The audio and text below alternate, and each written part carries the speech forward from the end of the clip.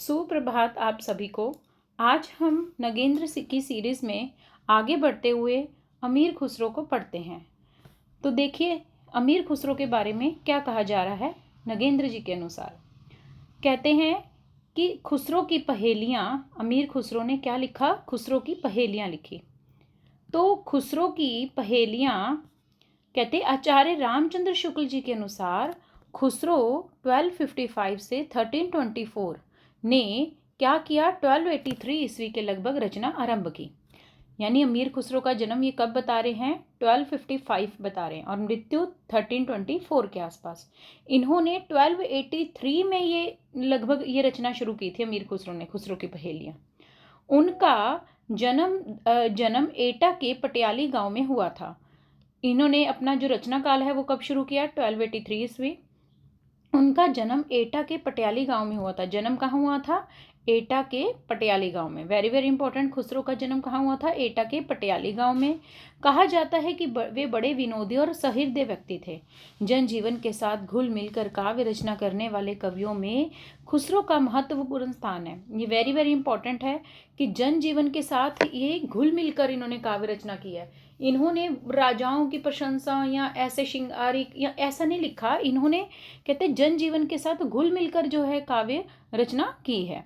उन्होंने जनता के मनोरंजन के लिए पहेली और मुकरियां लिखी हैं। कहते जनता के मनोरंजन के लिए इन्होंने क्या बनाई, इन्होंने पहेलियां और मुकरियां बनाई। आदिकाल में खड़ी बोली को काव्य की भाषा बनाने वाले वे पहले कवि थे। वेरी वेरी इंपॉर्टेंट, आदिकाल में खड़ी बोली को काव्य की भाषा बनाने वाले पहले कवि थे। यानी इन्होंने बोला कि काव्य की भाषा क्या होनी चाहिए, खड़ी बोली होनी चाहिए। तो आदिकाल में खड़ी बोली को काव्य की भाषा बनाने में वे पहले कवि थे।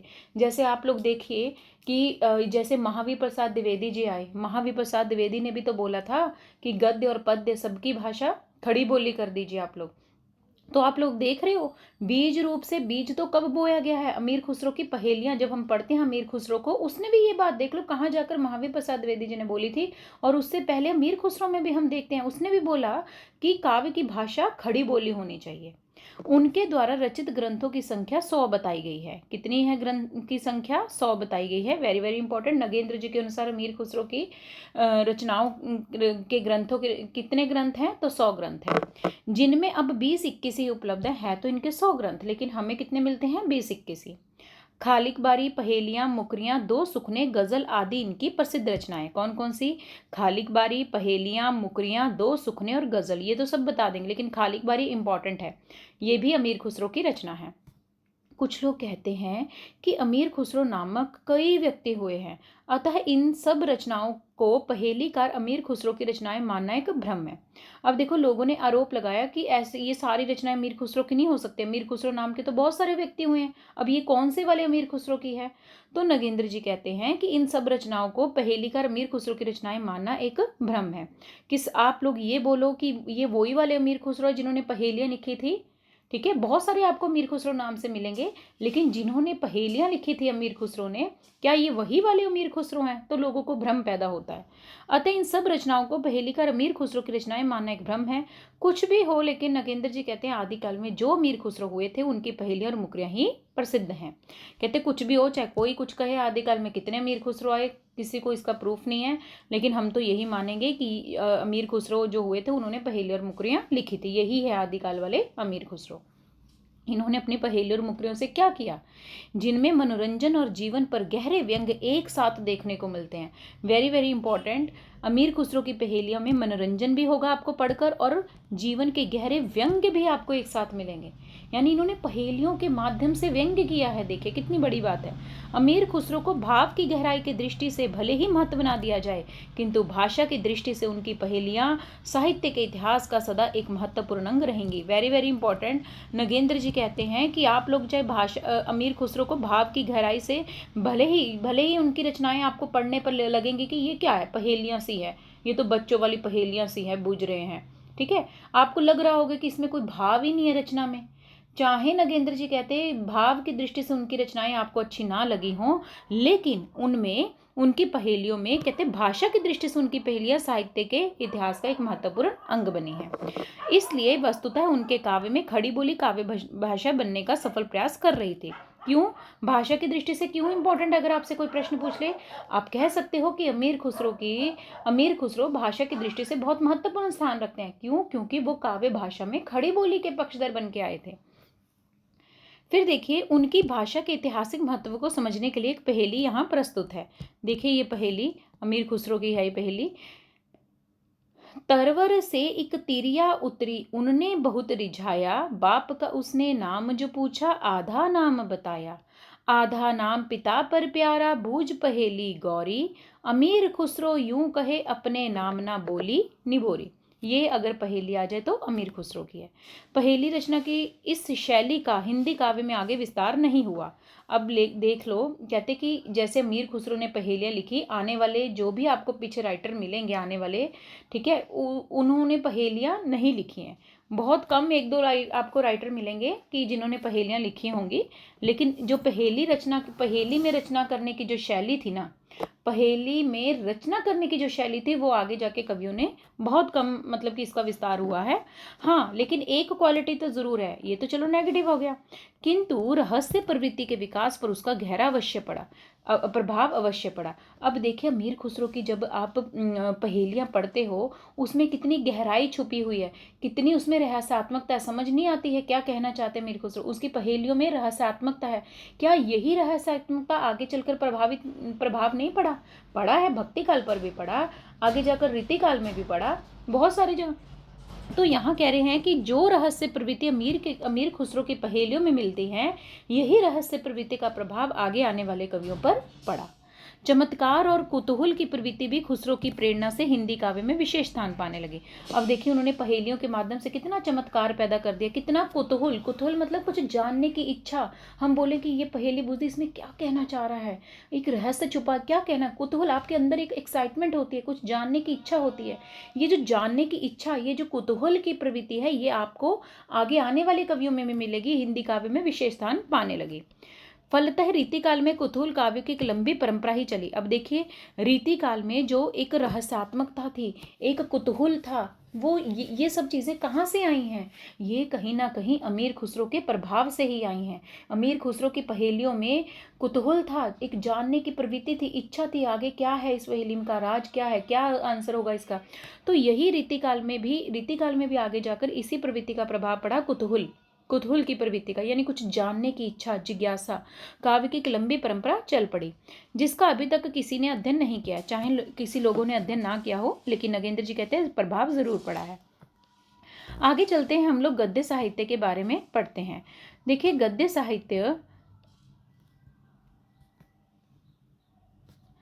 साहित्य आदिकाल में काव्य रचना के साथ साथ गद्य रचना की दिशा में भी कुछ सफूट प्रयास लक्षित होते हैं। कहते हैं आदिकाल में काव्य रचना तो हुई, आप लोग ऐसा ना सोचिए कि सिर्फ कविताएं ही आदिकाल में चली। इसमें कविता के साथ साथ गद्य रचना को भी बहुत स्थान मिला। गद्य मतलब नाटक, उपन्यास, कहानी, ये सब गद्य में आ जाएंगे। और पद्य का मतलब जिसमें काव्य आ जाएगा। तो ऐसा नहीं है कि केवल काव्य रचना ही हुई है, आदिकाल में काव्य रचना के साथ साथ गद्य रचना भी हुई है, यानी नाटक, कहानी, उपन्यास भी लिखे गए होंगे। देखते हैं, राउलवेल चंपू, ये राउलवेल जो ग्रंथ है, राउलवेल किसका ग्रंथ है? रोड़ा कवि का। ये एक कैसा काव्य है? चंपू काव्य है। उक्ति व्यक्ति प्रकरण, ये दामोदर कवि की रचना है। वर्ण रत्नाकर ज्योतिश्वर ठाकुर की रचना है। इस संदर्भ में उल्लेखनीय रचनाएं हैं। कहते ये सब गद्य रचनाएं हैं। याद रखना, राउलवेल जो एक चंपू काव्य बोल सकते हैं इसको, ये राउलवेल, उक्ति व्यक्ति प्रकरण, वर्ण रत्नाकर, ये सब उल्लेखनीय रचनाएं हैं। अब देखते हैं राउलवेल क्या है, पढ़ते हैं। यह एक शिलांकृत कृति है। शिलांकृत, जो पत्थरों पर पहले लोग लिख देते थे ना, तो एक ये शिलांकृत कृति है, जिसका पाठ बंबई के प्रिंस ऑफ वेल्स संग्रहालय से उपलब्ध कर प्रकाशित करवाया गया। इसको कहाँ से, इसका मटेरियल कहाँ से लिया गया? तो बंबई के प्रिंस ऑफ वेल्स संग्रहालय से। वेरी वेरी इंपॉर्टेंट, बंबई के प्रिंस ऑफ वेल्स संग्रहालय से किसका पाठ लिया गया था? राउलवेल की कथा का। कि राउल वेल की कथा कैसी है, सारा सारा उसका स्टोरी कहाँ से उठाया गया, बम्बई के प्रिंस ऑफ वेल्स संग्रहालय से। वहाँ ये रचना सुरक्षित हो गई, शिलांकित कृति है। पहला इंपॉर्टेंट पॉइंट है कि राउल वेल कैसी कृति है, एक शिलांकित कृति है। और ये इसका जो भी आपको उपलब्ध सामग्री मिल रही है, प्रकाशित हुई है, वो कहाँ से मिली है आपको, बम्बई के प्रिंस ऑफ वेल्स संग्रहालय से। दो बातें, विद्वानों ने इसका रचनाकाल 10वीं शताब्दी माना है। Very very important, Raul well का प्रकाशन वर्ष कितना माना गया है, 10वीं शताब्दी माना गया इसका रचनाकाल। यह गद्य पद्य मिश्रित चंपू काव्य की प्राचीनतम हिंदी कृति है। याद रखना, ये गद्य पद्य मिश्रित चंपू काव्य, ये बहुत बार पूछा जाता है इसकी क्वालिटी के बारे में कि राउल वेल की क्या विशेषता है। पहले आपने बताना है ये शिलांकित कृति है। दूसरा पॉइंट आपके पास हो गया ये गद्य पद्य मिश्रित चंपू काव्य है। इसकी रचना राउल नायिका के नक्षिक वर्णन के प्रसंग में हुई है। यहाँ पर राउल कौन है, एक नायिका है, याद रखना है। कभी आप सोचो राउल कोई नायक है, नहीं, राउल यहाँ पर एक नायिका है जिसके ही की नक्षिक वर्णन को इसमें बताया गया है। आरंभ में कवि ने राउल के सौंदर्य का वर्णन पद्य में किया था। याद रखना, शुरू में जो राउल नायिका है इसका नक्षिक वर्णन रोड़ा कवि ने पद्य में किया था। फिर गद्य का प्रयोग किया गया है, धीरे धीरे फिर गद्य, तभी तो इसको बोला जाता है ना गद्य पद्य मिश्रित चंपू काव्य।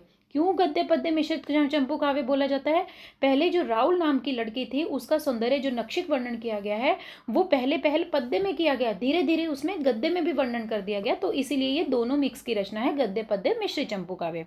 आगे चलते हैं। इस कृति का रचयिता रोड़ा नामक कवि माना जाता है। ये आपको पहले बता दिया है, रोड़ा नामक कवि ने कौन सी रचना की थी, राउल वेल।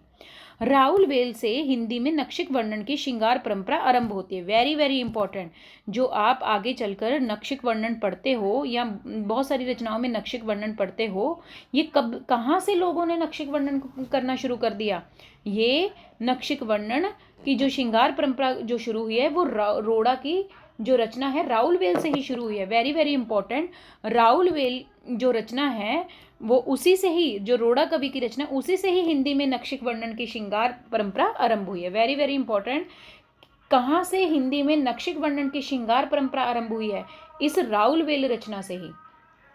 इसकी भाषा में हिंदी की 7 बोलियों के शब्द मिलते हैं जिनमें राजस्थानी प्रधान है। Very very important, Raul well की जो भाषा पढ़ोगे ना आप, इसकी भाषा में हिंदी की 7 बोलियों के शब्द मिलते हैं। हिंदी की कितनी बोलियों के शब्द मिलते हैं, 7 बोलियों के शब्द मिलते हैं जिनमें राजस्थानी क्या है, प्रधान है।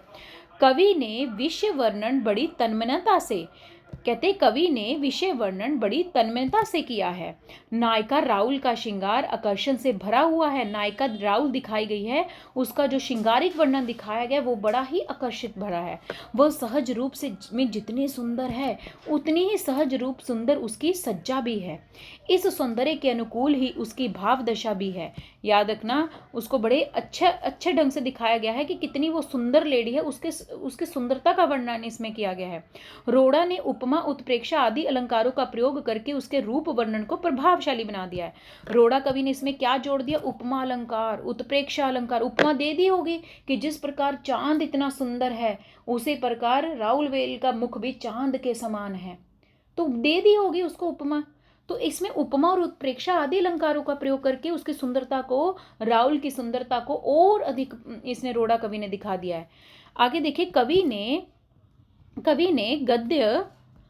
ने गद्य में भी अलंकारिक भाषा का कितनी सफलता से प्रयोग किया है, इसका एक उदाहरण देखिए। अब देखिए, अलंकार तो आप किस में यूज करते हो, अलंकार तो हम लोग काव्य के लिए यूज करते हैं, पद्य में यूज करते हैं, लेकिन राउल वेल ने देखो क्या दिखा दिया, कितना एक चमत्कारिक चीजें दिखाई हैं कि ये जो रोड़ा कवि है, इसने राउल वेल जो रचना है उसमें गद्य में भी अलंकारिक वर्णन दिखा दिया है। तो कितनी बड़ी बात है, लोग पद्य में काव्य में अलंकारिक वर्णन दिखाते हैं, इसने गद्य में भी अलंकारिक भाषा यूज की है। चलो देखते हैं इसका उदाहरण। अहु गोड़ तुहु एक कुपन और वर कौतई सहु या बालई जणु मालवीय देश ही आवंत आंबर देव जान आपना हथियारो भूल है इहा हमारी दुबगी खोप हरियु भई। अब देखिए, ये गद्य लिखा गया, ये पद्य नहीं लिखा गया, ये गद्य लिखा गया है और इसमें किस भाषा का यूज हुआ है, अलंकारिक भाषा का। आगे देखते हैं, अगली रचना है उक्ति व्यक्ति प्रकरण। उक्ति व्यक्ति प्रकरण किसकी रचना है, वेरी वेरी इंपॉर्टेंट, ये दामोदर कवि की रचना है। किसकी रचना है, दामोदर कवि की। तो उक्ति व्यक्ति, उक्ति व्यक्ति कोडिंग कर लो, बड़ा उक्ति व्यक्ति है, बड़ा उक्ति व्यक्ति कौन है? हमारे दामाद जी। उक्ति व्यक्ति कौन है? हमारे दामाद जी। तो दामोदर कवि की रचना कोडिंग कर सकते हो। आगे देखिए, महाराज गोविंद चंद्र के सभा पंडित दामोदर शर्मा ने 12वीं शताब्दी में इस पुस्तक की रचना की थी। वेरी वेरी इंपॉर्टेंट, महाराज गोविंद चंद्र के सभा पंडित। अब देखिए, एक गोविंद चंद्र था, उसका एक सभा पंडित था, ये दामोदर शर्मा। ये दामोदर शर्मा कवि की रचना है। इसने 12वीं शताब्दी में इस पुस्तक की रचना की थी। यहाँ से 2 प्रश्न आपके सामने आ सकते हैं। अगर प्रश्न आ जाए कि गोविंद चंद्र के सभा पंडित कौन थे? दामोदर शर्मा। दामोदर शर्मा किसके सभा पंडित थे? तो गोविंद चंद्र के। दामोदर शर्मा किसके सभा पंडित थे? तो गोविंद चंद्र के। और इन्होंने ये रचना कब की? 12वीं शताब्दी में इस पुस्तक की रचना। और ऊपर जो रोड़ा कवि की राउलवेल रचना पढ़ के आए हैं वो 10वीं की है। फिर 12वीं में क्या आया? उक्ति व्यक्ति प्रकरण आया।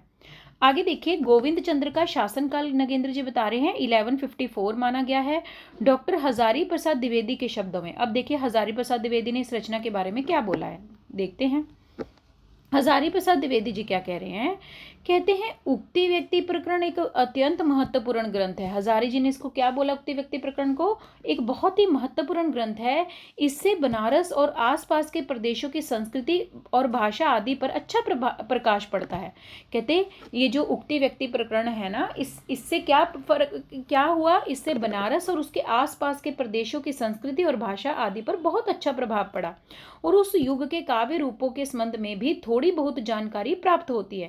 कहते हजारी जी कहते हैं, ये जो उक्ति व्यक्ति प्रकरण पढ़ोगे ना, तो आपको बनारस और आसपास के प्रदेशों की संस्कृति और भाषा के बारे में जानने को मिलेगा और उस समय में कैसे जो रूप चल रहे थे काव्य के, उन पर भी आपको इस वाले उसको पढ़ लेना, रचना को, उक्ति व्यक्ति प्रकरण को। आपको उस युग के काव्य रूपों के बारे में भी जानकारी मिलेगी कि उस समय में काव्य के कौन कौन से रूप चल रहे थे काव्य के। ये सब नॉलेज आपको उक्ति व्यक्ति प्रकरण ग्रंथ से मिल जाएगी।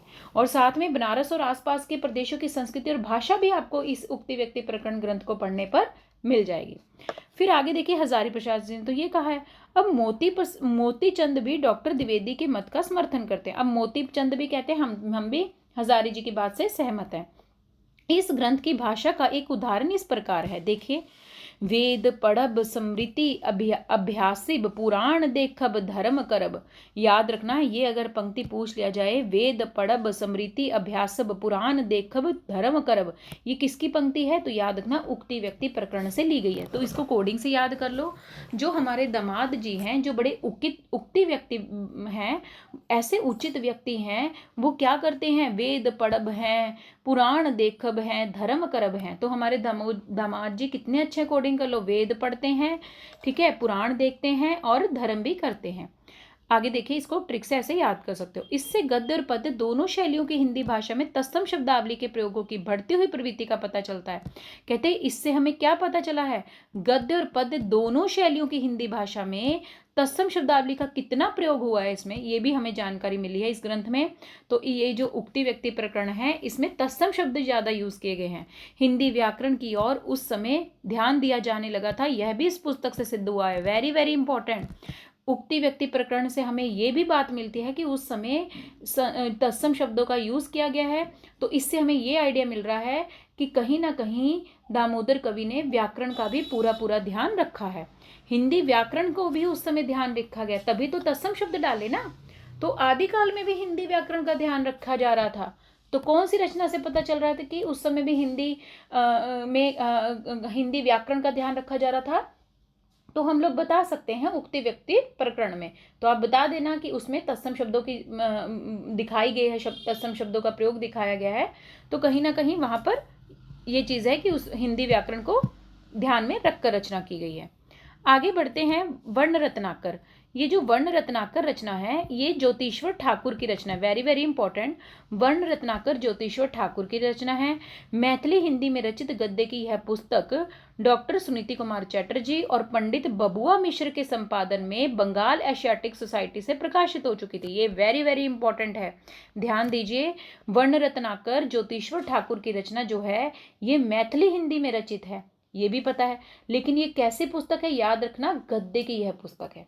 तो आप लोग देख लो कि गद्य की परंपरा आदिकाल से भी चल रही थी। तो वर्ण रत्नाकर मैथिली हिंदी में है और ये ये किस में रचित है, तो गद्य में रचित है।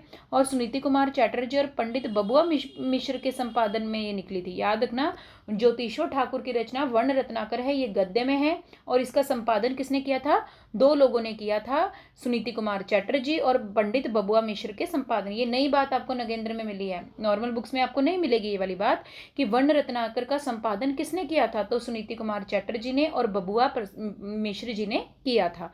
और कहाँ से ये प्रकाशित हुई, तो याद रखना बंगाल एशियाटिक सोसाइटी से प्रकाशित हुई थी। वेरी वेरी इंपॉर्टेंट, वर्ण रत्नाकर कहाँ से प्रकाशित हुई थी, बंगाल एशियाटिक सोसाइटी से। और इसके संपादनकर्ता कौन है, दो लोग हैं, सुनीति कुमार चैटर्जी और बबुआ मिश्र जी। आगे देखते हैं हजारी प्रसाद द्विवेदी जी क्या कहते हैं इसके बारे में। हजारी प्रसाद द्विवेदी जी के मतानुसार इसकी रचना 14वीं शताब्दी में हुई होगी।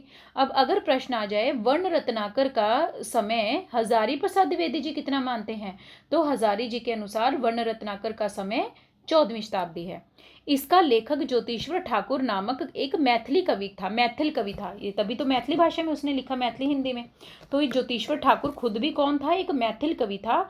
इसकी भाषा में कवित्व, अलंकारिकता तथा शब्दों की तत्समता की प्रवृत्ति मिलती है। ये देखिए, इसने भी शब्दों की तत्समता दिखाई है, तत्सम शब्दों का यूज किया है वर्ण रत्नाकर में। और ऊपर हम ये पढ़ के आए हैं दामोदर कवि की रचना उक्ति व्यक्ति प्रकरण, उसमें भी क्या कहते हैं तत्सम शब्दों का यूज किया गया, हिंदी व्याकरण को ध्यान में रखा गया। इसमें भी भाषा में कवित्व, अलंकारिकता, शब्दों की तत्समता को ध्यान में रखा गया है। गद्य में नायिका का वर्णन करते हुए ज्योतिश्वर जी क्या लिखते हैं, इसमें किसका वर्णन है, नायिका का वर्णन है। देखिए क्या किया है उन्होंने नायिका का वर्णन, उज्ज्वल कोमल लोहित समसुंतल सालंकार पंचगुण संपूर्ण चरण अंक अकठिन। अब आप लोग देख रहे हो ये गद्य की फॉर्म में लिखा हुआ है, ये गद्य की फॉर्म में लिखा हुआ है, ना कि पद्य की फॉर्म में। ये कोई कविता की फॉर्म में नहीं लिखा गया, ये स्टोरी बनाई गई है, एक गद्य की फॉर्म में लिखा गया। कैसे, देखिए पढ़ लो। सुकुमार गज हस्त प्राय जान युगल पीन मासले कुर्म पृष्ठाकार श्रोणी गंभीर दक्षिणा व्रत मंडलाकृत नाभि क्षीण सुकुमार वलित तीनी गुण संबंधी पुष्टि ग्राह्य विकर्ण श्याम सदृश कुमार सूषण सुवेश दृग 6 गुणे संपूर्ण कोमलता पुनो की असनी नायिका काम देवक नगर ऐसन शरीर निष्कलंक चांद ऐसन मुंह कंदल खंजरीर ऐसन लोचन यमुना का तरंग ऐसन भुजंग। ये वर्ण रत्नाकर की उसमें से दिया गया है। अब आप लोग देख लीजिए, ये गद्य फॉर्म में लिखा गया ना। अब आप लोग देखिए, अभी तक तो गद्य हिंदी में अच्छे से चल रहा है, संस्कृत में अच्छे से तत्सम शब्दों में चल रहा है, लेकिन आप लोग जब आदिकाल पढ़ोगे ना, इसी गद्य की भाषा जो अभी तक हिंदी संस्कृत में चल रही थी, ठीक है, तत्सम शब्दों की इसमें बहुलता थी, आगे जाकर यही किसमें बदल जाएगी, यही आदिकाल में आप लोग देखोगे स्टार्टिंग में विट्ठल नाथ आएंगे, गोकुल नाथ आएंगे, ये लोग क्या कर रहे थे, इसी गद्य को किसमें लिख डाला, उन्होंने ब्रज भाषा में लिख डाला था। तो ये देखना है कि गद्य हमें ब्रज भाषा में जाकर कब मिला, जाकर आदिकाल के स्टार्टिंग में जब हम पढ़ते हैं, ये क्या कहते हैं, भक्ति काल में भी हम लोग पढ़ते हैं ये विट्ठल नाथ को, गोकुल नाथ को, ये सब राइटर लोग ब्रज भाषा में गद्य को लिख रहे थे।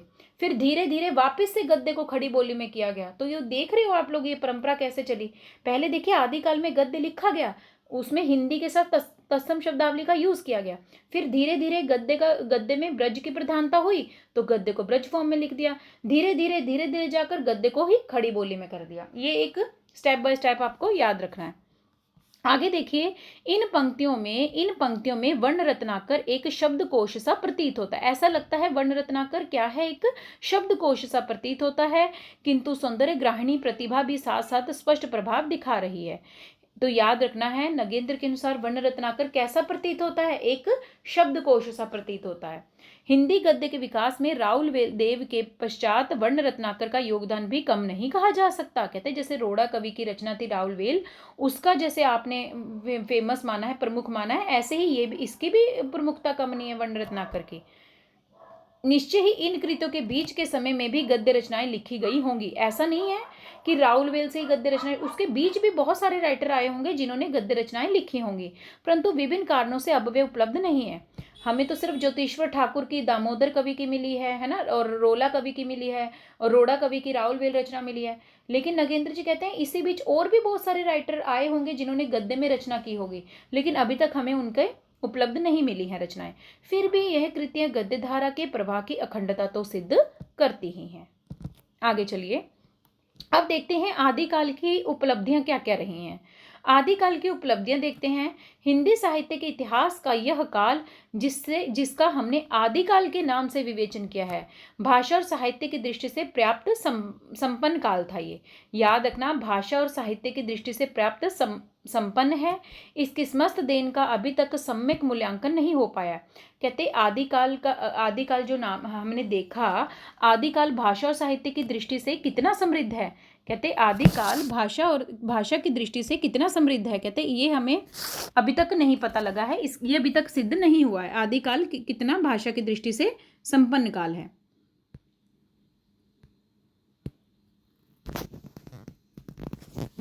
आगे देखिए, हिंदी साहित्य के इतिहास जिसमें हम आदिकाल के नाम से विवेचन किया है, भाषा की दृष्टि से पर्याप्त संपन्न है। उसकी समस्त देन का अभी तक हमें पूरा मूल्यांकन नहीं हो पाया है।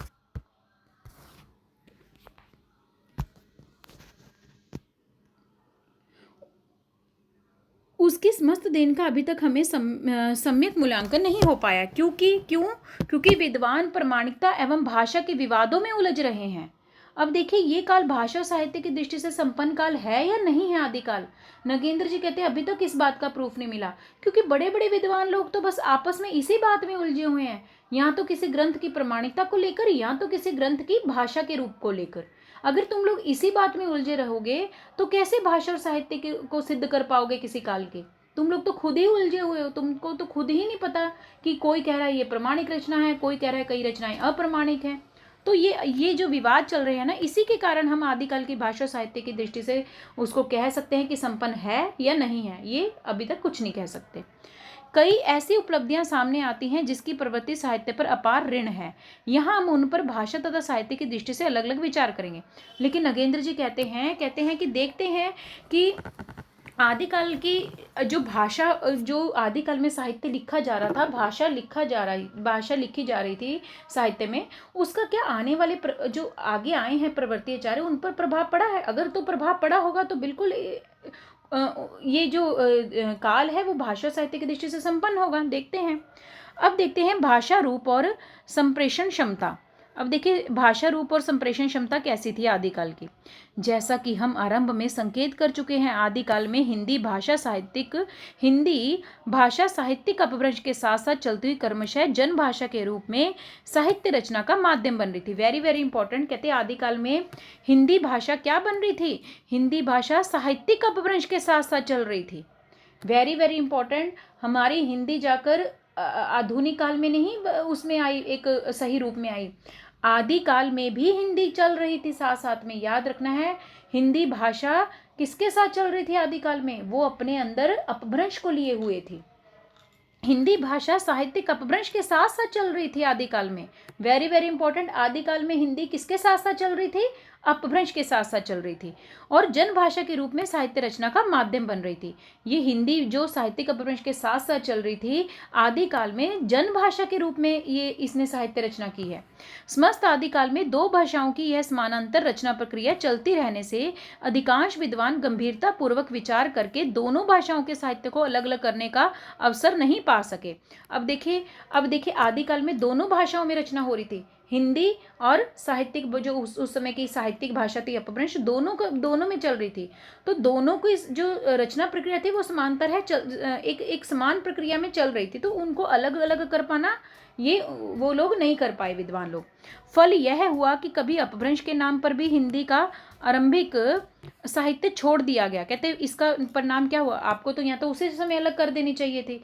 इसका परिणाम क्या हुआ, अपभ्रंश के नाम पर भी हिंदी का आरंभिक साहित्य छोड़ दिया गया, और कभी पुरानी हिंदी के नाम पर अपभ्रंश का प्रवृत्ति साहित्य भी हिंदी साहित्य में शामिल कर लिया गया। क्या इसका प्रभाव पड़ा, कभी कभी तो अपभ्रंश के नाम पर भी हिंदी का जो आरंभिक साहित्य है वो छोड़ दिया गया, और कभी पुरानी हिंदी के नाम पर अपभ्रंश का प्रवृत्ति साहित्य भी हिंदी साहित्य में शामिल कर लिया गया।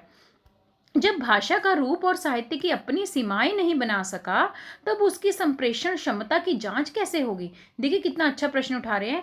कहते जब तुम भाषा का रूप ही निर्धारित नहीं कर पाए हो, साहित्य ही अपनी सीमाएं नहीं बना पाया, जब भाषा का रूप और साहित्य ही अपना एक निर्धारित नहीं कर पाया कि ये अपभ्रंश की रचना है या हिंदी की रचना है, क्योंकि हिंदी ने उस समय अपभ्रंश का रूप ले रखा था, तो हम लोग खुद ही डाउट में थे कि ये रचना हिंदी की है या अपभ्रंश की है।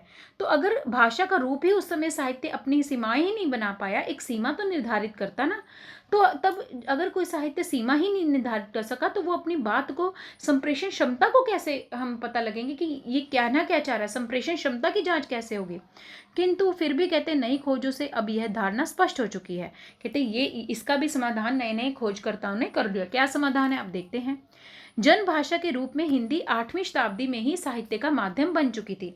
तो ये डिसीजन आया कि अपभ्रंश और हिंदी के बीच में कोई झगड़ा नहीं है, कि जन भाषा के रूप में हिंदी कब आई थी, 8वीं शताब्दी में ही साहित्य का माध्यम बन चुकी थी। वेरी वेरी इंपॉर्टेंट, अगर प्रश्न आ जाए हमारी जो हिंदी है वो साहित्य का माध्यम कब बन चुकी थी, जो वो भी जन भाषा के रूप में, तो 8वीं शताब्दी में। वह अपभ्रंश भाषा के साथ अपनी भूमि पर आगे भी बढ़ने लगी थी। याद रखना, इसने अपभ्रंश को छोड़ा नहीं, ये अपभ्रंश के साथ साथ हिंदी में अपनी कविता आगे बढ़ा रही थी।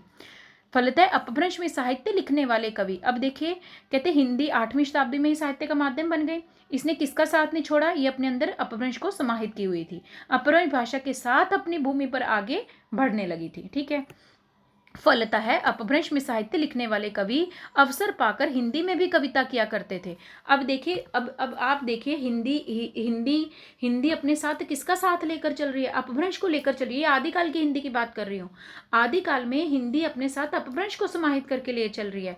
तो बहुत सारे उस समय अपभ्रंश के राइटर होंगे, वो भी फिर हिंदी को भी थोड़ा लिखने लगे।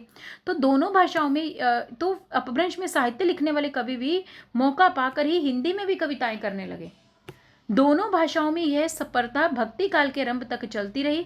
ये जो होड़ थी ना, ये जो स्पर्धा थी, ये कि हम चाहे अपभ्रंश के कवि हैं हम भी हिंदी में लिखेंगे, हिंदी वाले कहते हैं हम चाहे हिंदी के कवि हैं फिर भी हम अपभ्रंश में लिखेंगे, क्योंकि अपभ्रंश और हिंदी उस समय आपस में जुड़ी हुई थी। तो कोई नहीं, अपभ्रंश वाले कहते हैं हम हिंदी को भी लिखेंगे, हिंदी वाले बोले हम अपभ्रंश को भी लिखेंगे। तो ये चीज़ें दोनों भाषाओं में ये स्पर्धा भक्ति काल के आरंभ तक चलती रही। ये वाली चीज़ आपको कब तक देखने को मिलेगी, ये भक्ति काल के आरंभ तक। और अंत में एक दिन ऐसा भी आया जब अपभ्रंश का खेमा छोड़कर सभी कवि हिंदी के मार्ग पर अग्रसर हो गए। देखिए, एक दिन ऐसा भी आया, अभी तक तो देखिए हिंदी और ये अपभ्रंश दोनों बहने बहने की तरह मिलजुल कर रह रही हैं। अपभ्रंश कहती है मैं तेरे बिना नहीं चलूंगी, हिंदी कहती है मैं तेरे बिना नहीं चलूंगी, ये हिंदी अपने अंदर अपभ्रंश को समाहित करके। लेकिन एक दिन ऐसा भी आया कि इनका रास्ता अलग अलग हो गया, अपभ्रंश का खेमा छोड़ दिया और सभी कवि किसकी ओर चले गए, हिंदी मार्ग की ओर चले गए। आदिकालीन साहित्य में प्रयुक्त हिंदी की यह बड़ी शक्ति है जो उसकी संप्रेषण क्षमता की सूचना देती है। कहते आदिकाल साहित्य में प्रयुक्त हिंदी की यह सबसे बड़ी शक्ति यही है कि उसने क्या किया कि हिंदी के बहुत सारे राइटर आदिकाल में ऐसे हुए जिन्होंने अपभ्रंश का साथ छोड़ दिया और हिंदी मार्ग पर चल पड़े। यही तो उसकी संप्रेषण क्षमता आगे आई हमारे सामने। एक विशाल क्षेत्र की अनेक बोलियों से उसका एक सामान्य रूप विकसित हुआ। अब कहते हैं हमारी हिंदी का क्या हुआ, एक विशाल क्षेत्र की अनेक बोलियों से उसका सामान्य रूप विकसित हो गया।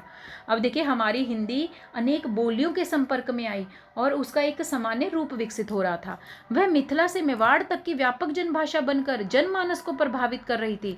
हमारी हिंदी मिथिला से लेकर मेवाड़ तक की जितनी भी जनभाषा थी उस पर प्रभाव डाल रही थी। संस्कृत, प्राकृत, अपभ्रंश के शब्द भी यदि अपनी सीमा छोड़कर हिंदी का दामन पकड़ना चाहते थे तो कविगण बड़े प्रेम से उनके सामने अपना हृदय खोल देते थे। देखिए कहते संस्कृत, प्राकृत और अपभ्रंश के शब्द भी यदि अपनी सीमा छोड़कर हिंदी का दामन पकड़ना चाहते थे। देखिए हिंदी के आदिकाल की हिंदी कैसी थी, उस समय संस्कृत, प्राकृत और अपभ्रंश के शब्द क्या करने लगे, अपनी सीमा, उन्होंने अपनी सीमा तो छोड़ दी, वो किसका ऐसे हाथ पकड़ लिया, हिंदी तो हमें छोड़कर नहीं जाएगी। हिंदी का दामन पकड़ना चाह रहे थे कौन, संस्कृत भाषा हिंदी का दामन पकड़ना चाह रही थी, प्राकृत, अपभ्रंश इनके शब्द भी हिंदी का दामन पकड़ना चाह रहे थे। तो कविगण बड़े प्रेम से उनके सामने अपना हृदय खोल देते थे। जन भाषा के प्रयोग की यह प्रवृत्ति धीरे धीरे जनजीवन के सभी रूपों में प्रस्तुत करने में समर्थ होती जा रही थी। धीरे धीरे जन भाषा के रूप में आगे बढ़ी हमारी हिंदी।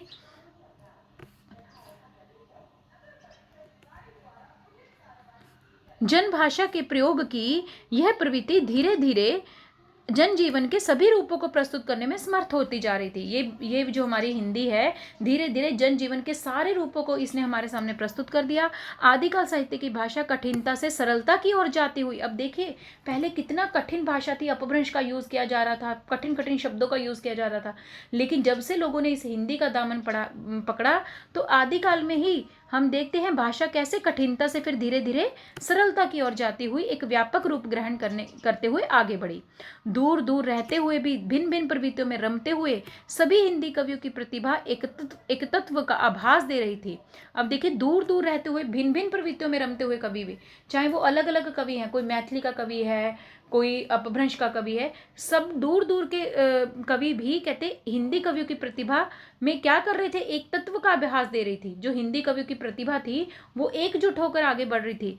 अनजाने ही उन सबका ऐसा ये प्रयास चल रहा था जिसके फलस्वरूप समस्त हिंदी क्षेत्र की बोलियां अपनी सांस्कृतिक एकता की स्थापना कर सके। कहते समस्त हिंदी क्षेत्र की बोलियां अपनी सांस्कृतिक एकता की स्थापना कर सके। संभवतः इसी उद्देश्य की पूर्ति के लिए कविगण संस्कृत से तत्सम शब्द लेकर अपनी भाषा में प्रयुक्त करने लगे। अब देखिए, सांस्कृतिक एकता को तो आगे बढ़ानी है, क्योंकि हम संस्कृत तो हमारी जननी है, तो हम संस्कृत को कैसे छोड़ सकते हैं। चलो एक समय पर आप अपभ्रंश को छोड़ सकते हो, लेकिन संस्कृत को आप नहीं छोड़ सकते हो। तो लोगों ने बोला, कविगणों ने बोला कि संस्कृत एकता को आगे बढ़ाने के लिए हम संस्कृत से तत्सम शब्द लेकर अपनी भाषा को और अच्छा बनाएंगे, हमारी हिंदी को और अच्छा बनाएंगे संस्कृत के तत्सम शब्दों को लेकर। अब आप लोग ये लॉजिक नहीं देख रहे क्या कि आदिकाल में भी ये बात चल पड़ी थी कि हिंदी में संस्कृत के तत्सम शब्दों की बहुलता होनी चाहिए। यही बात जाकर आगे महावीर प्रसाद द्विवेदी जी ने भी बोली थी कि हिंदी में तत्सम शब्द डालिए आप, कोई दिक्कत नहीं है। तो देखिए, आदिकाल से भी ये बात चल रही थी। यद्यपि आदिकाल में भाषा की यह प्रवृत्ति पूर्णतः स्पष्ट नहीं हो पाई। अब देखिए, चाहे आदिकाल से ये बात चल रही थी, क्या बात चल रही थी कि संस्कृत से तत्सम शब्द लेकर मिक्स कर दीजिए आप हिंदी में। अगर आप हिंदी यूज करनी तो उसमें तत्सम शब्द भी यूज करिए संस्कृत के। उस समय ये बात चली तो थी, लेकिन बहुत ज्यादा फेमस नहीं हो पाई थी। जाकर फेमस ये कब हुई, जाकर आदिकाल में, महावीर प्रसाद द्विवेदी युग में।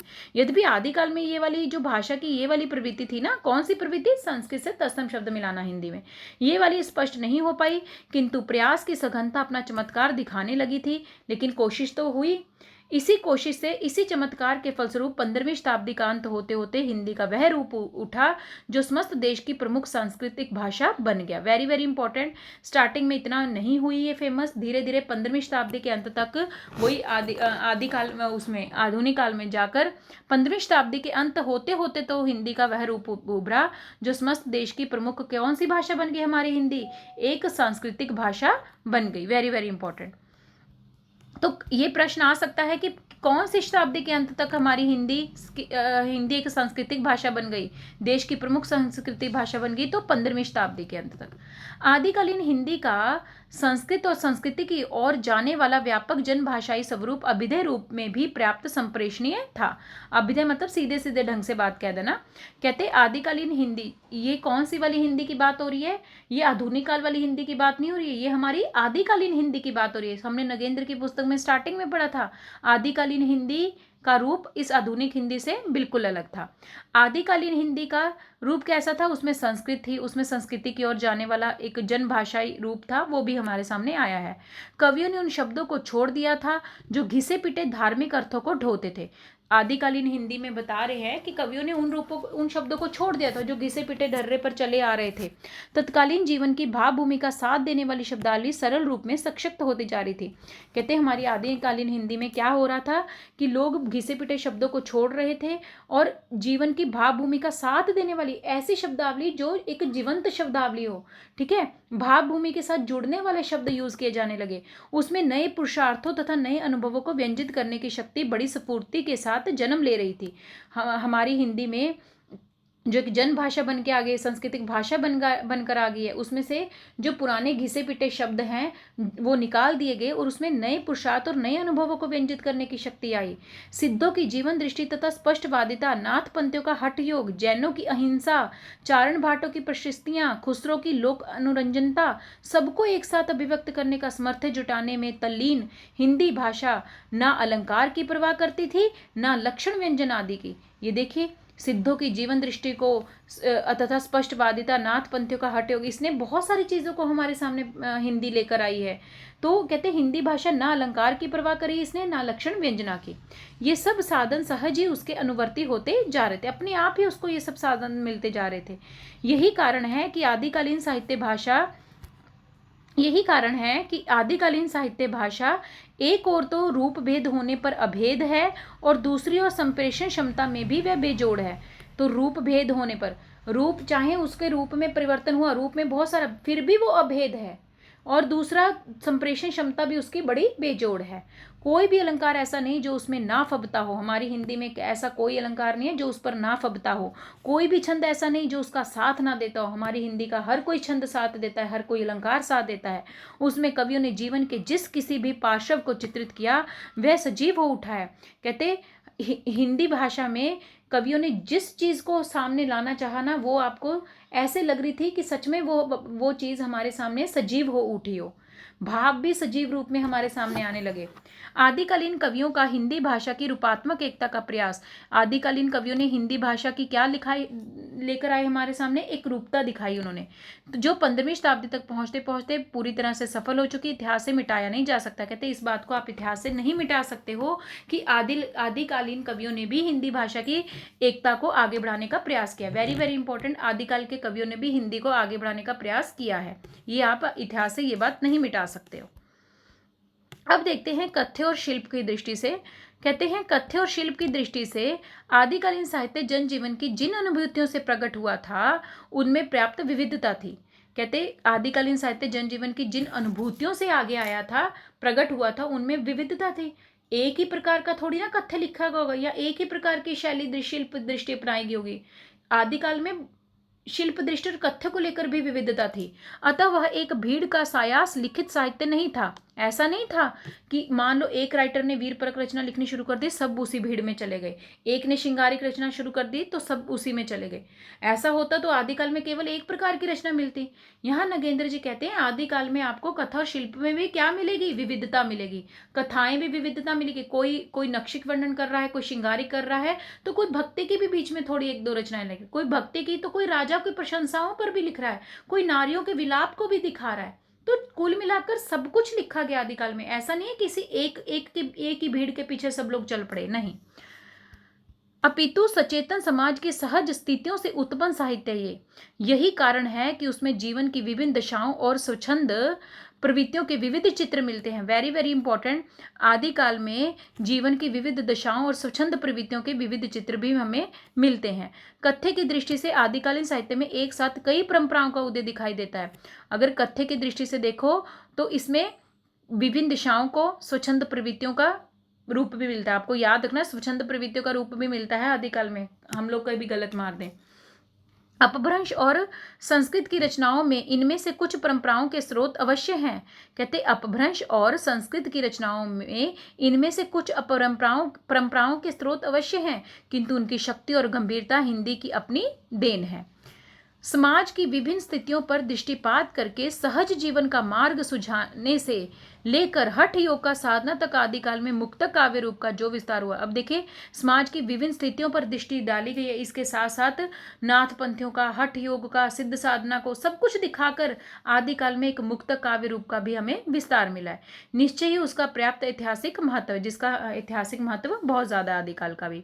अगर आदिकालीन सिद्धों और नाथ पंथियों के काव्य रूपों को हिंदी क्षेत्र से निकाल दिया जाएगा तो फिर भक्तिकालीन निर्गुण पंथियों की काव्य गंगा का उद्गम बताना कठिन हो जाएगा। वेरी वेरी इंपॉर्टेंट, नगेंद्र जी कह रहे हैं कि अगर आप आदिकाल से सिद्धों और नाथों को निकाल दोगे, तो उसको अगर आप हिंदी क्षेत्र से निकाल दोगे तो फिर तो पूरा भक्ति का जो निर्गुण संत आए हैं ना, फिर उसकी काव्य भूमि को बताना आप लोगों के लिए कठिन हो जाएगा। हम लोगों के लिए तो हम नहीं बता पाएंगे आपको भक्ति काल के निर्गुण संतों के बारे में, क्योंकि आप लोग तो अगर हिंदी क्षेत्र से नाथ पंथ सिद्धों को बाहर कर रहे हो तो हम लोग नहीं बता पाएंगे फिर, क्योंकि नाथ और सिद्धों ने तो एक पृष्ठभूमि तैयार करके दी थी निर्गुण कवियों को भक्ति काल के।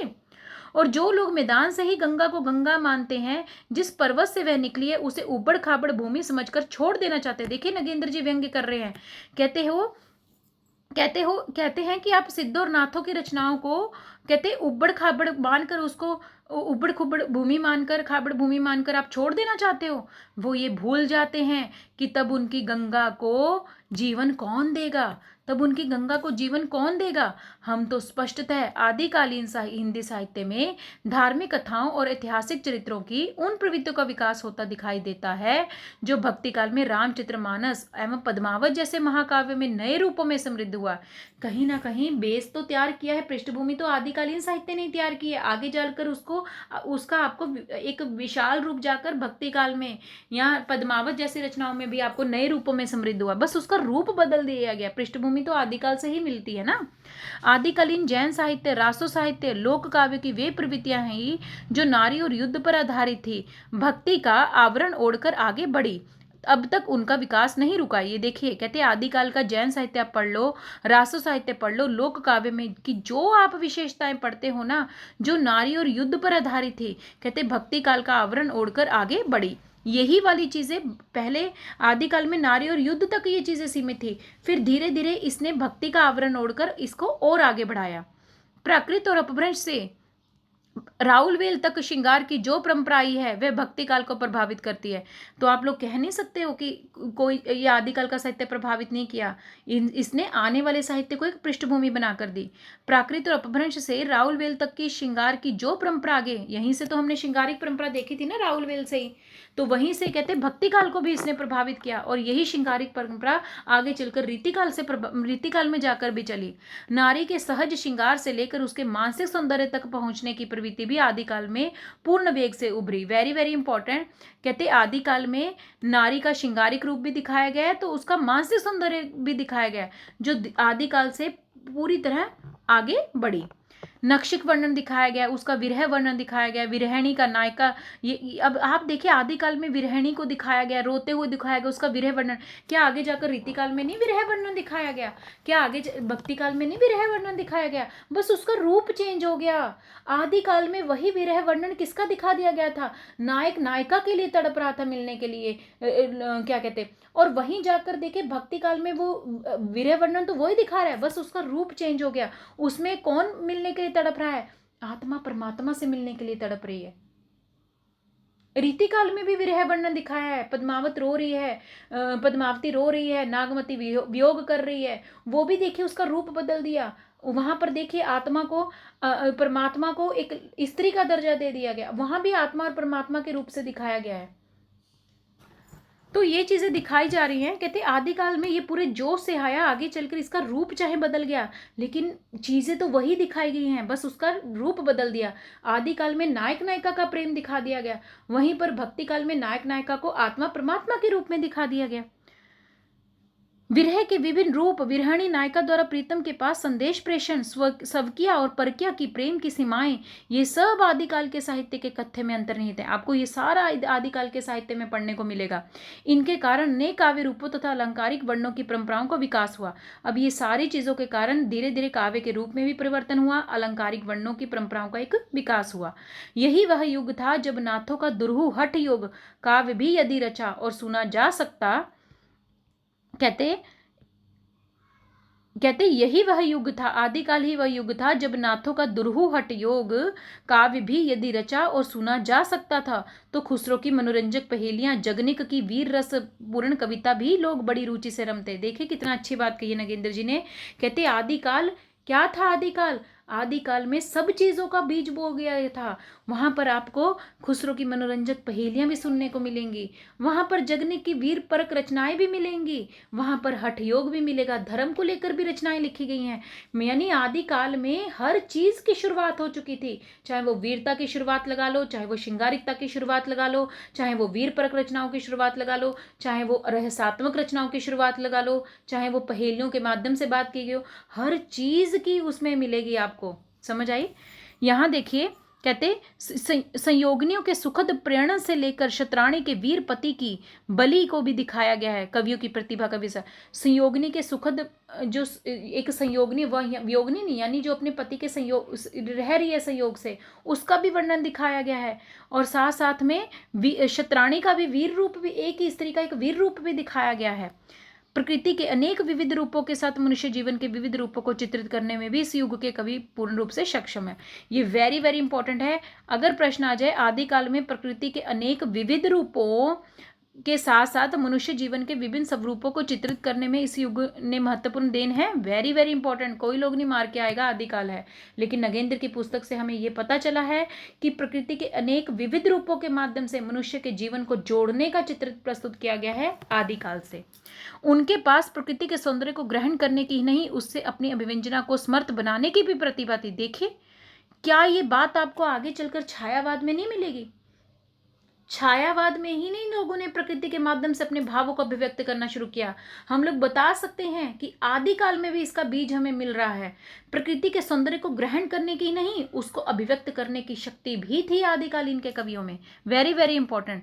तात्पर्य यह है कि इस युग में एक साथ धार्मिक मनोवृत्ति का सात्विक चित्रण मिलता है। इस युग में धार्मिक रचनाएं भी लिखी गई, श्रृंगारिक रचनाएं भी लिखी गई और वीर रस की रचनाएं भी। भुजाएं फड़काने वाले दृश्य मिलते हैं। ऐसे चित्र सामने आते हैं जिनसे एक स्वतंत्र जाति के अहंकार का पूरा बिंब उसकी समस्त टूटन के साथ उभरता है। ये याद रखना, इसमें मिला जुलाकर सब कुछ एक आदि, हर चीज का बीज आदि शुरुआत हो चुकी थी इस आदिकाल में, जिनसे एक स्वतंत्र जाति के अहंकार का पूरा बिंब उसकी समस्त टूटन के साथ उभरता है। आदिकालीन साहित्य में कथ्य की विविधता याद रखना है। कहते आदिकाल हिंदी और अपभ्रंश को आदिकालीन साहित्य में कथ्य की विविधता के साथ साथ छंद प्रयोग की भी विविधता मिलती है। Very very important. आदिकाल में छंद प्रयोग भी ज्यादा मिलेगा। ठीक है, हजारी प्रसाद द्विवेदी ने छंद की दृष्टि से कुछ सीमाएं बताई थी, लेकिन हजारी प्रसाद द्विवेदी ने छंद की दृष्टि से कुछ सीमाएं इसकी बता दी है। क्या बताई है? उन्होंने श्लोक को लौकिक संस्कृत का, गाथा को प्राकृत का तथा दोहों को अपभ्रंश का मुख्य छंद स्वीकार किया। Very very important. Hazari Prasad Dwivedi क्या कहते हैं कि श्लोक क्या है? एक छंद है जो लौकिक संस्कृत में यूज होगा। गाथा भी एक क्या है? छंद है जो प्राकृत भाषा में यूज होगा। दोहा भी एक छंद है जो अपभ्रंश भाषा में यूज होगा। याद रखना है, श्लोक भी एक छंद है जो संस्कृत में यूज होगा। प्राकृत भाषा का छंद कौन सा है? गाथा। अपभ्रंश भाषा का छंद है दोहा। वस्तुतः दोहा छंद अपभ्रंश में जन भाषा से ही गया था। वस्तुतः दोहा छंद अपभ्रंश में जन भाषा से ही गया था। ये जो दोहा छंद है ना, जो अपभ्रंश भाषा में कहाँ से गया था? ये जन भाषा से ही गया था। इसीलिए इस छंद को हिंदी का प्रमुख छंद मानना चाहिए। किसको? दोहा छंद को। विक्रमो वर्षीय के चतुर्थ अंक से डॉक्टर द्विवेदी ने अपभ्रंश के नाम पर एक यह दोहा उद्धत किया। ये याद रखना, डॉक्टर हजारी प्रसाद द्विवेदी ने अपभ्रंश के नाम पर यह दोहा निकाला। कहाँ से? विक्रम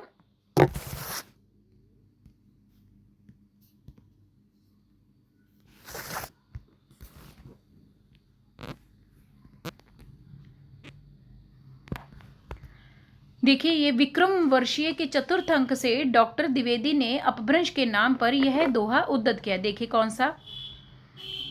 मह जानिए मियलो अणि नणिसर और कोई हरियो, जावण नणवतली सामल धारा रू वरिसेयो। ये पंक्ति याद रखना है।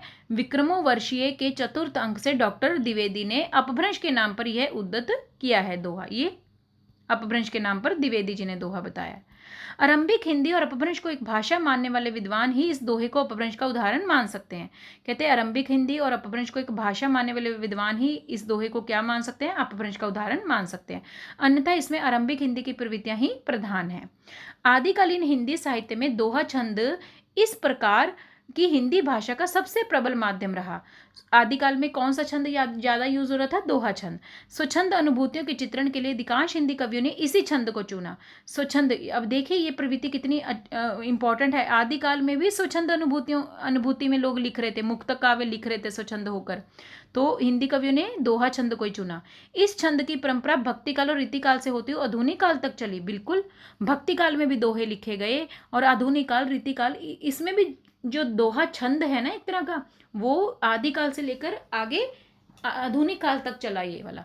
डॉक्टर हजारी प्रसाद द्विवेदी के मतानुसार संस्कृत और प्राकृत में तुक मिलाने की प्रथा नहीं थी। Very very important. Hazari Prasad Dwivedi ji कहते हैं संस्कृत में और प्राकृत में तुक मिलाने की प्रथा नहीं थी, दोहा छंद से ही तुक की प्रवृत्ति आरंभ हुई है। Very very important.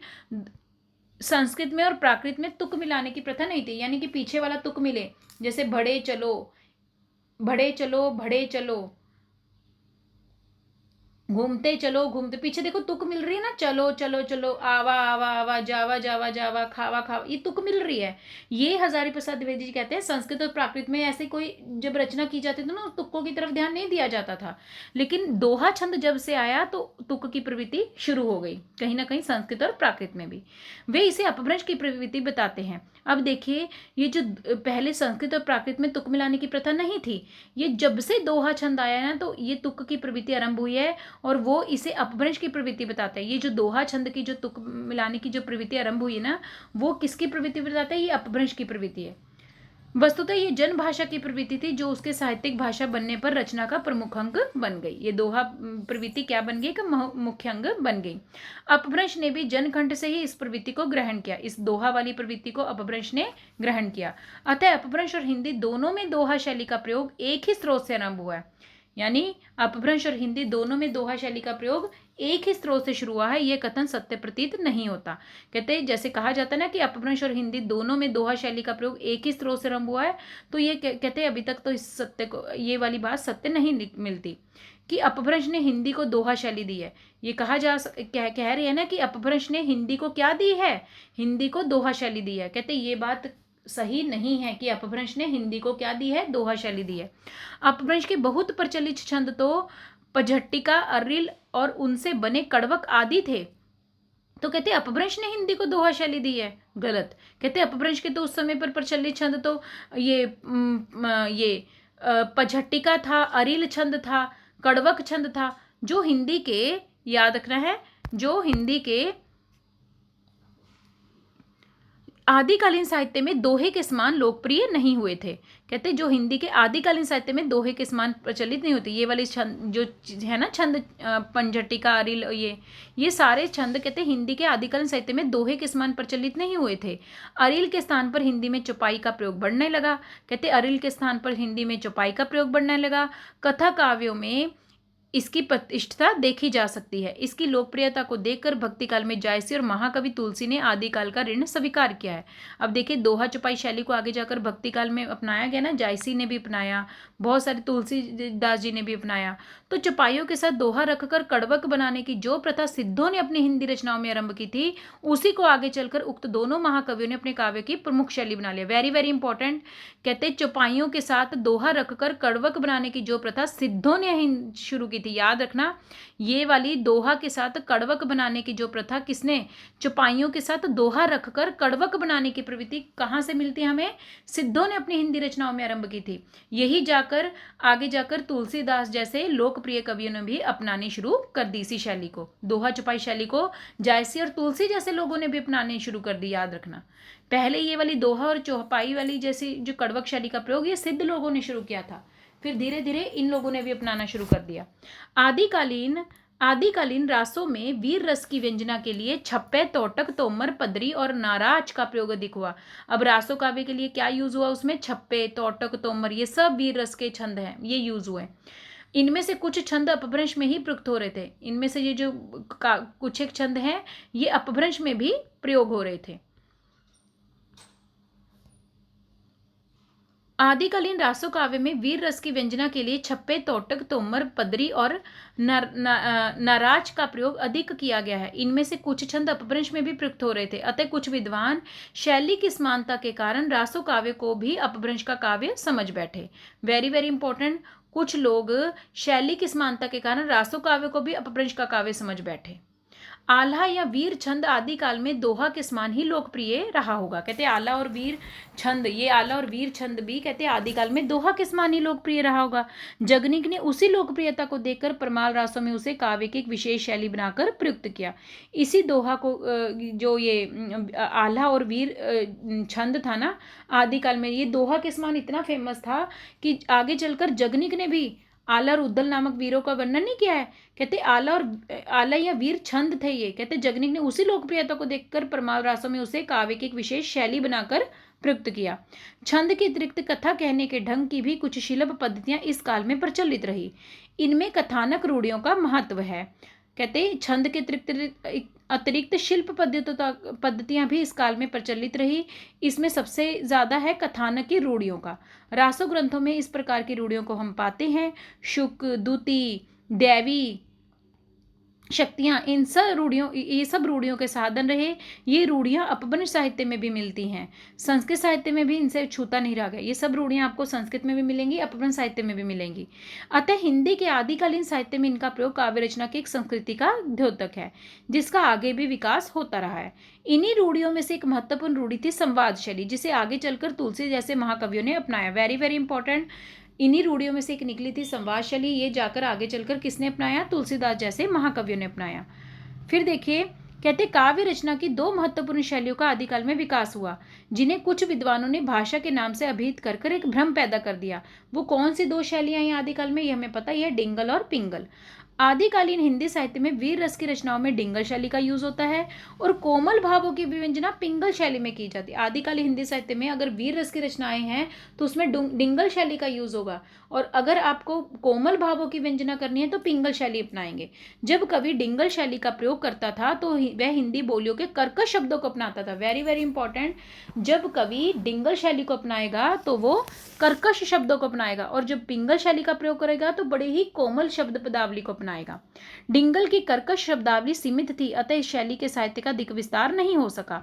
डिंगल की शैली, जो डिंगल थी, भाषा थी, वो कर्कश थी, उसमें कर्कश शब्दावली यूज हुई थी। क्योंकि देखो, वीर परक रचना करनी तो उसमें कर्कश शब्दावली डालनी पड़ेगी। कोमल कोमल शब्द डालोगे तो कहाँ उसमें वीरता जगा पाओगे आप सामने वाले के मन में। तो सामने वाले के मन में वीरता परक भाव जगाने तो आपको ऐसे कर्कश शब्द यूज करने पड़ेंगे। और पिंगल में बड़ी कौन से शब्द यूज होते थे? कोमल वाले। पिंगल शैली लोकप्रिय, इसीलिए कहते हैं डिंगल में कर्कश शब्दावली ज़्यादा थी तो इतनी फेमस नहीं हो पाई, लेकिन पिंगल शैली लोकप्रिय होती चली गई और उसका ब्रज भाषा में विगलन हो गया। पिंगल शैली जाकर किस में मिली? ब्रज भाषा में आपको पिंगल शैली मिलेगी। जो लोग डिंगल को राजस्थानी भाषा का प्राय मानते हैं वे भूल करते हैं। कहते जो लोग डिंगल को बोलते हैं ना, ये तो राजस्थानी भाषा का ही प्राय है, तो वे भूल करते हैं। वस्तुतः राजस्थान के आदिकाल साहित्य की भाषा हिंदी की ये दोनों शैलियां चारणों भाटों द्वारा प्रयुक्त होती थी। याद रखना, ऐसा नहीं है कि ये जो डिंगल शैली है केवल राजस्थानी भाषा में ही यूज होगी, नहीं, ये चारणों के काव्यों में भी, भाटों में भी, सब में यूज होती है। भक्तिकाल और रीतिकाल में भी इसके प्रयोग की वह क्षीण परंपरा चलती रहती है। ऐसा नहीं है कि डिंगल शैली का यूज केवल राजस्थान में हुआ, राजस्थानी साहित्य में हुआ, भक्तिकाल और रीतिकाल में भी हुआ। आज भी राजस्थान की काव्य रचनाओं में इन दोनों शैलियों की उस परंपरा के अवशेष मिल जाते हैं। दोनों शैलियां यूज होती हैं, चाहे वो डिंगल हो चाहे पिंगल हो। सारांश यह है कि आदिकालीन हिंदी साहित्य अपभ्रंश साहित्य के समानांतर विकसित हुआ। आदिकालीन जो हमारा हिंदी साहित्य है वो जैसे जैसे अपभ्रंश साहित्य चला था वैसे वैसे हमारा हिंदी साहित्य भी बढ़ा। इस युग में हिंदी भाषा जनजीवन से रस लेकर आगे बढ़ी है। उसने अपनी अनेक बोलियों को एकरूपता की ओर बढ़ाकर एक सूत्र में बांधा है। हमारी हिंदी ने क्या किया है? अनेक बोलियों को एकरूपता के सूत्र में बांधा है। जीवन के विविध पक्षों का उसके साहित्य में चित्रण हुआ है। प्रवृत्ति कालों के लिए उसने अनेक परंपराएं डाली हैं। हमारे हिंदी साहित्य ने, आदिकालीन हिंदी साहित्य की बात कर रहे हैं हम लोग, कि हमारा जो आदिकालीन का हिंदी साहित्य है उसने आने वाले प्रवृत्ति काल के राइटरों के लिए एक पृष्ठभूमि तैयार की है। अनेक काव्य रूप तथा शैली शिल्प आदिकाल साहित्य में प्रकट और पुष्ट हुए। बहुत सारे काव्य रूप आए, बहुत सारी शैलियां आई आदिकाल में। अतः आदिकाल को हिंदी साहित्य का एक समृद्ध युग माना जाना चाहिए। क्यों? क्योंकि इसने एक पृष्ठभूमि तैयार की है आने वाले कालों के लिए, इसीलिए आदिकाल को हिंदी साहित्य का एक समृद्ध युग माना जाना चाहिए।